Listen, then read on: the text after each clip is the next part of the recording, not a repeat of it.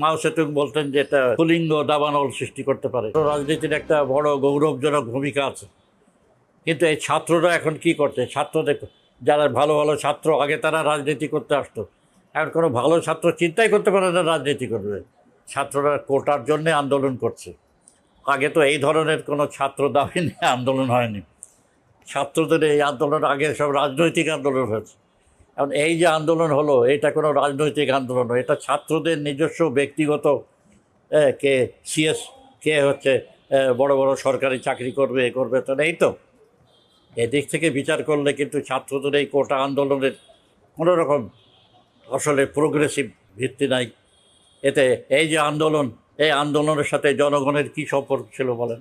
কিন্তু এই আন্দোলনটা যেটা করেছে, দেশে যে পরিস্থিতি ছিল সেটাকে একটা ক্যাটালিটিক এজেন্ট হিসাবে কাজ করেছে। এই যে মাও সেতুং বলতেন যে এটা স্ফুলিঙ্গ দাবানল সৃষ্টি করতে পারে, তো দেশের লোকের অবস্থা এমন ছিল যে সবুজ গাছপালা পুরো শুকোতে শুকোতে একদম হলদে হয়ে গেছে।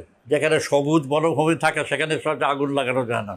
আগুন লাগে যখন শুকিয়ে যায়, তো জনগণের জীবনও শুকিয়ে শুকিয়ে হলুদ হয়ে গেছে। সেজন্য এই যে কোটা আন্দোলনের মতো একটা অরাজনৈতিক আন্দোলনও এই স্ফুলিঙ্গর মতো কাজ করে দাবানল সৃষ্টি করে। কিন্তু এই কোটা আন্দোলনের নিজস্ব কোনো প্রগতিশীল ভূমিকা নাই। ইউনিভার্সিটি ইউনিয়নগুলোর কোনো নির্বাচন নাই ছাত্রদের। আমাদের সময় যা ছিল বা পরবর্তী এমনকি 90s পর্যন্ত ছিল, হ্যাঁ, ইলেকটেড যে সমস্ত ছাত্র ইউনিয়ন, সেইগুলো থাকলে সেন্টারে প্রত্যেকটা হলগুলোতে ছাত্রদের প্রতিনিধিরা থাকে, তারাই সব কিছু দেখাশোনা করে।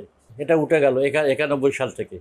91 সাল থেকে বিএনপি ক্ষমতায় আসার পর প্রথম ছাত্রদল গিয়ে হল দখল করে ফেললো সব। তারপর 96 সালে আওয়ামী লীগ যখন এলো, তখন এই ছাত্রদল সব রাতারাতি দল ছেড়ে পালালো এবং আওয়ামী লীগ গিয়ে হল দখল করলো। এবং তারপর থেকেই যে দলই ক্ষমতায় আসে হল দখলের রাজনীতি। এবং 15 সাল থেকে একটানাভাবে ছাত্রলীগ হলের মধ্যে থেকে কী নির্যাতন যে করেছে। এবং এই যে ছাত্রদের যে প্রতিক্রিয়া, এটা যে শুধু কোটা আন্দোলনের জন্যে হয়েছে, তারা এই তাদের উপরে যে ছাত্রলীগের যে জুলুম, এই জুলুমের বিরুদ্ধেও কিন্তু সেখানে একটা বেস তৈরি হয়েছে। এখানে এখন দরকার কি? প্রথম দরকার হচ্ছে ইউনিভার্সিটিতে ইলেকশন রেস্টোর করা। এখানে ইলেকশন করে ইউনিয়নগুলোকে রেস্টোর করা। ঢাকা ইউনিভার্সিটির সেন্টারে এবং প্রত্যেক হলে যত তাড়াতাড়ি, সব এটা তো কেউ বলছে না এখন, যত তাড়াতাড়ি সম্ভব ছাত্র নির্বাচন দিতে হবে ইউনিভার্সিটিগুলোতে। ছাত্র নির্বাচন দিয়ে এখানে ইউনিভার্সিটির মধ্যে একটা সুস্থ পরিবেশ তৈরি করতে হবে। আর একটা করতে হবে, ছাত্র রাজনীতি তো তোমরা ব্যান করার জন্য বিভিন্ন জায়গায় বলছো, কিন্তু এই শিক্ষকরা কী করছে? ঢাকা ইউনিভার্সিটি নীল দল সাদা দল কুৎসিত ব্যাপার, এসব কিছু তাদেরকে করতে দেওয়া হবে না কোনো রকম। নীল দল সাদা দল কিসের? ইউনিভার্সিটির মাস্টারের আগেও ছিল, ইউনিভার্সিটির ইউনিয়ন ছিল, এই ছিল তৈরি হতে, সে নীল দল সাদা দল তো ছিল। যত রকম বদমাইশি চুরি দুর্নীতি যখন থেকে আসছে তখন থেকে এইসব তৈরি হচ্ছে। এগুলো একবার বেআইনি ঘোষণা করতে হবে। শিক্ষকদের এসব চলবে না। ছাত্রদের নির্বাচিত ইউনিয়ন হতে হবে, আর শিক্ষকদের এসব কিচ্ছু করা চলবে না। আর এখানে তো শিক্ষকদের লেখাপড়া উঠিয়ে গেছে। কজন শিক্ষক ঢাকা ইউনিভার্সিটিতে, হাজার শিক্ষকের মধ্যে কজন লেখাপড়া করে? লেখাপড়া নাই, রিসার্চ নাই। এখানে এখন আগের দিনে প্রফেসর হওয়া যেত না। এই যে ব্রিটিশ আমলে 47 সালের আগে ঢাকা ইউনিভার্সিটিতে প্রফেসর মাত্র একজন হয়েছে, R.C. মজুমদার। আর কোনো প্রফেসর হয়নি।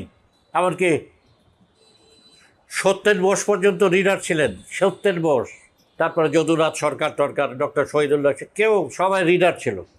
এখন ঢাকা ইউনিভার্সিটিতে লেকচারারের চেয়ে প্রফেসরের সংখ্যা বেশি।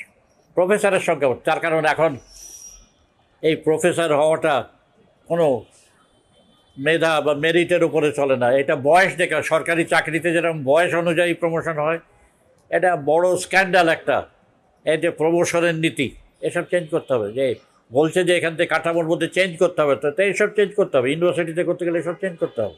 আমি মনে করি না ছাত্র রাজনীতি ব্যান করা উচিত। ব্যান করবে কেন? ছাত্র রাজনীতিটা যাতে সুস্থভাবে হয় এটা তোমাদের দেখা দরকার। একটা তুমি রোগ সামাল দিতে পারছো না বলে রুগী কি মেরে ফেলো? রোগ সামলাতে পারছো না তো রুগী কি মেরে ফেলো, এই অবস্থা সেটা। ইউনিভার্সিটিতে রাজনীতি করবে না কেন? রাজনীতি করা একটা ডেমোক্রেটিক অধিকার। ছাত্ররা ইউনিভার্সিটিতে পড়ার সময় রাজনীতি করবে না?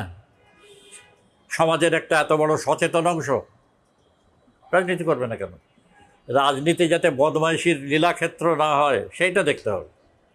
তার জন্য যেভাবে ব্যবস্থা করা দরকার সেগুলো করতে হবে। ছাত্র শিক্ষক সম্পর্ক যেটা এখন এসছে, ছাত্ররা মারছে গেছে, শিক্ষকের গালে থাপ্পড় মারছে, চর মারছে, ধরে পেটাচ্ছে, শিক্ষক ছাত্রী রেপ করছে, ছাত্ররা ছাত্রীদের রেপ করছে। এটা আগে আমাদের সময় চিন্তা করছে অসভ্য এসব হচ্ছে। এসবগুলো তো দেখতে হবে, এসবগুলো রেস্টোর করতে হবে। সব ইউনিভার্সিটির সংস্কারের কথা কেউ বলছে না। সংস্কার বলতে কি বোঝো তোমরা? এখনো পর্যন্ত তো আমরা জানি না।